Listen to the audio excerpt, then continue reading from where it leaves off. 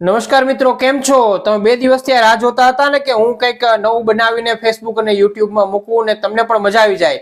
તો આજે હું કંઈ સબ્જી કે પછી કોઈ બીજી વસ્તુ નથી બનાવતો. મારા હાથમાં મરચું છે અને બધાને ભાવતા રાયતા મરચા બનાવવાનો છું. આમ તો બધાના ઘરે આ ખવાય છે શિયાળાની અંદર, પરંતુ મારા ઘરની અંદર કંઈક અલગ એકદમ સિમ્પલ રીતે આ મરચા બનાવવામાં આવે છે. મેં અહીંયા લગભગ 250 ગ્રામ જેટલા મરચા લીધા છે અને આ મરચાની એકદમ સરસ મજાની જે રાયતા મરચાની રેસીપી છે ને એ હું તમારી સાથે શેર કરું છું. જો આ પ્રકારે આ મરચા છે એને નાના નાના પીસની અંદર કટિંગ કરી લેવાના હોય છે. મેં મોટા ભાગના કટિંગ કરી દીધા છે. માત્ર તમને બતાવવા માટે કે કઈ રીતે કટિંગ કરવાના હોય છે રાખ્યું છે.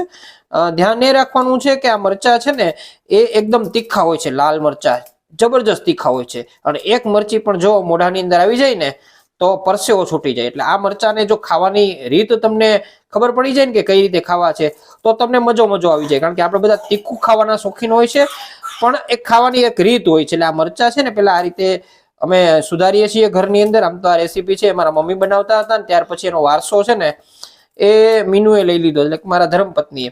જો આ રીતે સરસ મજાના પીસીસ, નાના નાના પીસીસ તમને જેવા ફાવે ને એવા કરી લેવાના.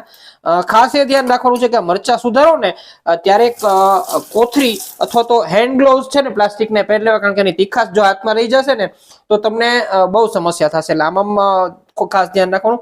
હવે આ મરચા સુધારીને તૈયાર કરી લીધા છે. અમુક મોટા પીસ છે ને હું નાના પીસ પણ કરી લઉં છું. અને પછી હું આની અંદર કઈ રીતે મિક્સ કરું છું ને એ તમને બતાવું છું. તો મરચાના કટકા છે એકદમ સરસ રીતે થઈ ગયા છે અને સૌથી પહેલા આની અંદર નાખવાના છે હળદરનો જે ભૂકો હોય છે ને એ લગભગ 1-1.5 ચમચી જેટલો નાખવાનો હોય છે.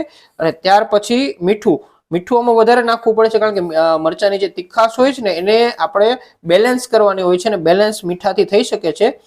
અને મીઠું થોડુંક નાખીએ એના પછી આને આ રીતે સરસ રીતે હલાવી નાખવાનું, કારણ કે મરચાની અંદર મોઇસ્ચર હોય છે, એટલે એનું જે પાણી હોય છે ને છૂટતું હોય છે. આ પ્રકારે હળદર થોડી વધારે પડી જાય તો ચિંતા ના કરવી, કારણ કે હળદર છે એ ગુણકારી છે ને એમાં પણ આ મરચાને જો સરસ રીતે બનાવવાના હોય ને તો તમારે હળદર અને મીઠું છે ને એ આ રીતે મિક્સ કરવું પડે. આ મિક્સ કર્યા પછી તમે બને તો અડધી કલાક સુધી આને રાખી મૂકો છો. અને અડધી કલાક રાખીને આનું જે પાણી છૂટે છે ને ત્યાર પછી એ પાણી કાઢીને આને આગળ આપણે રાયતા મરચા છે એ બનાવશું. અત્યારે મેં આ મિક્સ કરી લીધું છે અને મરચાની અંદરથી જે પાણી છૂટે ને એની હું રાહ જોઈ રહ્યો છું. જો આ રીતે મિક્સ કરવાના છે સરસ રીતે. હળદર એકદમ ચોટી ગઈ છે, એટલે મરચાની જે તીખાશ હોય ને એ મીઠાના કારણે ઓછી થાય છે. આ મરચું એકદમ જલદ હોય છે, એસિડિટી ઉપાડી શકે છે અને ક્યારેક મોઢામાં ચાંદા પણ જો તમને ન ફાવે તો પડી જાય છે. એટલે મરચું ખાવામાં પણ ધ્યાન રાખવાનું હોય છે. પણ આ નેચરલ મરચું છે, લાલ મરચું છે ને લાલ મરચું આપણે લીધું છે એટલે ચોક્કસ એનો સ્વાદ પણ હોય તીખો. અને તીખું ખાવાના શોખીન હોય ને એમાં પણ આ રાયતા મરચા ખાવાના શોખીન હોય ને જો આ ધીરે ધીરે છે ને આમાં પાણી સરસ રીતે છૂટે છે. પાણી છૂટશે ને તો આની તીખાશ છે ને સરસ મજાની પાણી આમાંથી અલગ થશે. એટલે મરચાની જે તીખાશ છે એ ધીરે ધીરે અલગ થશે. ધ્યાન એ રાખવાનું છે કે આ તમને આની જે તીખાશ છે ને હાથમાં ક્યાંય કોઈ ચીરો પડ્યો હોય કે અહીંયા ના લાગે, કારણ કે બળતરા ઉપડી શકે છે.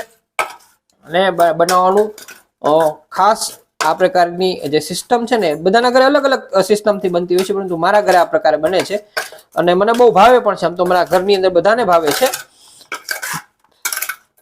જો આ રીતે સરસ રીતે મિક્સ કરી નાખ્યું છે તો મરચા છે એને 10 મિનિટ સુધી મેં હળદર અને મીઠાની અંદર પલાળીને રાખ્યા હતા. અને આપ જુઓ છો મેં તમને કીધું કે એમાંથી તીખાશ છે ને એ નીકળી જશે. તો તીખાશ છે ને નીકળવાની શરૂઆત થઈ ગઈ છે. અને આને અલગ રીતે આપણે બીજું જે બાઉલ છે એની અંદર આપણે રાખીએ છીએ. અને હવે આની જે તીખાશ છે ને આપણે બરાબર બહાર કાઢી લેશું, કારણ કે મરચાની તીખાશ ઓછી થઈ જાય ને તો ચોક્કસ તમને પેટમાં કોઈ સમસ્યા ના થાય ને ખાવાની મજા પણ આવે. એટલે તીખાશ થોડી ઓછી કરવી જરૂરી છે. આપ જો કેટલી બધી તીખાશ છે ને એ આ મરચાના પાણીમાંથી પાણીના રૂપમાં નીકળી ગઈ છે. તો જે તીખાશ છે નીકળી ગયા પછી આ બાઉલમાં જે મરચાનો જે આપણે સમારેલા હતા એ બધા જ આપણે કોરા વાસણમાં નાખવાના, એટલે ભીના વાસણમાં નથી નાખવાનું. એ ખાસ ધ્યાન રાખવાનું, તો મરચા બગડી જશે. મરચાને પાણી આપણે અડવા નથી દેવાનું. આ જે નેચરલ આની અંદરનું જે લિક્વિડ છે ને મરચાનું એ જેમાં રાખવાનું છે. ને હવે આપણે આની અંદર લીંબુ નીચવશું. મેં અહીંયા 3 લીંબુ લીધા છે. ઓછામાં ઓછા 2 લીંબુ તો જોઈએ જ, કારણ કે 250 ગ્રામ મરચા છે ને એની અંદર લીંબુ નાખવા માટે તમારે ઓછામાં ઓછા 2 થી 3 લીંબુ જોઈએ, કારણ કે તો જ એની ખટાશ અને જે તીખાશ છે એ મિક્સ થશે ને તમને મજા આવશે. તો મેં આ 1 લીંબુ સંચાથી નીચું નાખ્યું છે. હવે બીજું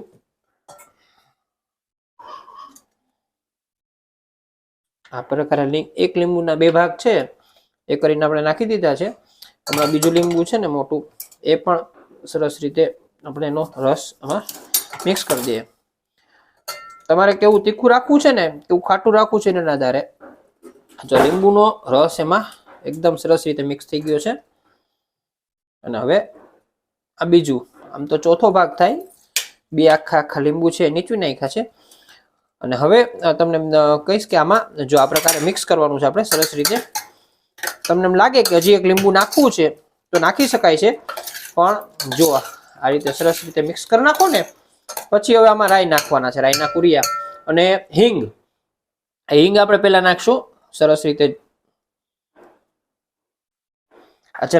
જરાક જ નાખવાની છે. આની અંદર મિક્સ થઈ જાય ને પછી આપણે રાઈના કુરિયા નાખવાના. રાઈના કુરિયાનો આપણે વધારે ઉપયોગ કરવાનો છે. એ આ મેં લગભગ 150 ગ્રામ ઉપરના રાઈના કુરિયામાં નાખ્યા છે. બધા જ આમાં નાખી દેવાના છે. એટલે રાઈના કુરિયાથી એની જે મિક્સિંગ છે ને મરચાની સાથેનું નાખવાનું છે. હવે આપણે આમાં ઉમેરશું તેલ. તેલ છે ને 2 ચમચા જેટલું નાખવાનું છે. જો 1 2 ચમચા તેલ નાખ્યા ને પછી એને એકદમ સરસ રીતે હલાવી નાખવાનું છે. જો રાઈના કુરિયા વધાઈ જાય ને તો કઈ ચિંતા કરવાની જરૂર નથી. અને આ મરચા રાયતા તૈયાર થઈ ગયા છે. કેટલાક લોકો રાઈના કુરિયા ઓછા વાપરે છે, એમને મરચા વધારે ભાવતા હોય છે. પણ મારું કહેવું એવું છે કે જો રાઈના કુરિયા તમે સરસ રીતે આમાં મિક્સ કરીને નાખી દો ને તો રાયતા મરચા ખાવાની મજા કંઈક અલગ આવે છે. મરચાની તીખાશ, લીંબુની ખટાશ, મીઠું અને હળદર અને હિંગ, આ બધી જ વસ્તુઓ સરસ રીતે એમાં મિક્સ થઈ ગઈ છે. તો આપણા આ મરચા જે રાયતા મરચા છે કહેવાય છે, લગ્ન પ્રસંગથી લઈને અલગ અલગ લોકોના ઘરે એ એકદમ સરસ રીતે તૈયાર થઈ ગયા છે. હું તમને ફરી બતાવી દઉં. જો એકદમ સરસ રીતે રાયતા મરચા તૈયાર થઈ ગયા છે. આને છે ને પ્લાસ્ટિકના અથવા તો કાચના, જે મોટા ભાગે કાચના જે બરણી હોય છે, જાર હોય છે, એની અંદર આપણે પેક કરી દેવાના છે. ને 1 અઠવાડિયા સુધી ઓછામાં ઓછા રાખવાના છે. જો 2 અઠવાડિયા રાખો તો ખૂબ સરસ રીતે આ થઈ જશે અને પછી ખાવાની જે મજા છે ને એ અલગ આવશે. એટલે આજની આ રેસીપી મેં તમારી સાથે સરસ મજાની શેર કરી છે. રાયતા મરચા શિયાળામાં બધા ઘરે ખવાય છે, મારા ઘરે પણ બને છે, હું બનાવું છું, તમે પણ બનાવો. આ સરસ મજાની સિમ્પલ ટ્રીક છે. 250 ગ્રામ મરચા, 150 ગ્રામ રાઈના કુરિયા, 2 લીંબુ, હળદર અને મીઠું પ્રમાણસર અને 2 ચમચા તેલ, આટલી જ વસ્તુમાં સરસ મજાના રાયતા મરચા છે તૈયાર થઈ જશે. આપણે ઘણી જગ્યાએ પરોઠા થેપલાની સાથે પણ ખાઈએ છીએ અને બીજી બધી વસ્તુઓની સાથે ખાય છે. તમે પણ બનાવો, ખાવાનો એન્જોય કરો.